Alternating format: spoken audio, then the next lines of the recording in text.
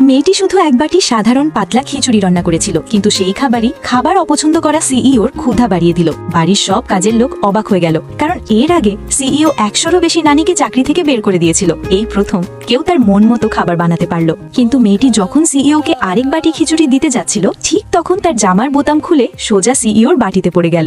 লজ্জায় মেয়েটি সঙ্গে সঙ্গে নিজের ঘরে দৌড়ে গেল। সে ভাবলো এবার নিশ্চিত তার চাকরি চলে যাবে। আর অপমান এড়াতে সে নিজেই চাকরি ছেড়ে দেওয়ার সিদ্ধান্ত নিল এবং নিজের জিনিসপত্র গুছাতে শুরু করলো। কিন্তু কিছুক্ষণ পর হাউসকিপার তাকে মেসেজ পাঠালো যে সিইও সন্ধ্যায় আবার তার বানানো খিচুড়ি খেতে চায়। এটা শুনে মেয়েটি খুব খুশি হলো।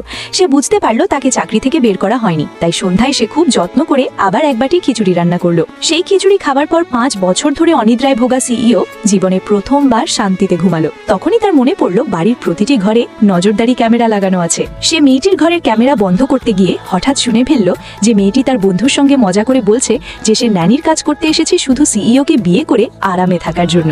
সিইও কথাটা সত্যি ভেবে নিল, আর সে সবচেয়ে বেশি ঘৃণা করত অর্থের লোভে আসা মানুষদের। তাই মেয়েটি ফোন রাখার সঙ্গে সঙ্গেই সিইও সহকারী জানিয়ে দিল তাকে চাকরি থেকে বের করে দেওয়া হয়েছে। মেয়েটি কিছুই বুঝতে পারল না, কিন্তু বাধ্য হয়ে নিজের জিনিসপত্র নিয়ে চলে গেল। অথচ মেয়েটি চলে যাওয়ার পরই সিইও তার বানানো খিচুড়িকে মিস করতে শুরু করলো। সহকারী জানাল মেয়েটি ইতিমধ্যেই চলে গেছে। এটা শুনে সিইওর মনে একটু অনুশোচনা হলো। তখন এক কাজের মেয়ে বলল সেও ঠিক তেমনই সুস্বাদু খিচুড়ি রান্না করতে পারে। কিন্তু সিইও যখন তার রান্না করা খিচুড়ি দেখলো, তখনই তার খাওয়ার ইচ্ছে একেবারে চলে গেল। সে বুঝলো ওই মেয়েটিকে ফিরিয়ে আনতেই হবে। এদিকে মেয়েটি বাড়ি ফেরার পথে একা হাঁটছিল। সিইওর বাড়ি এত দূরে ছিল যে কোনো গাড়ি পাচ্ছিল না। ঠিক তখন এক গুন্ডা গাড়ি থেকে নেমে তার রাস্তা আটকে দিল। সে জোর করে মেয়েটিকে গাড়িতে তুলতে চাইছিল। ভয়ে মেয়েটি জোরে চিৎকার করে উঠল। ঠিক সেই সময় সিইও সেখানে এসে পড়ল। পরিচিত মুখ দেখে মেয়েটি দৌড়ে সিইওর কাছে গেল। সিইও সঙ্গে সঙ্গে গুন্ডাটিকে লাথি মেরে সরিয়ে দিল এবং সহকারীকে পুলিশ ডাকতে বলল।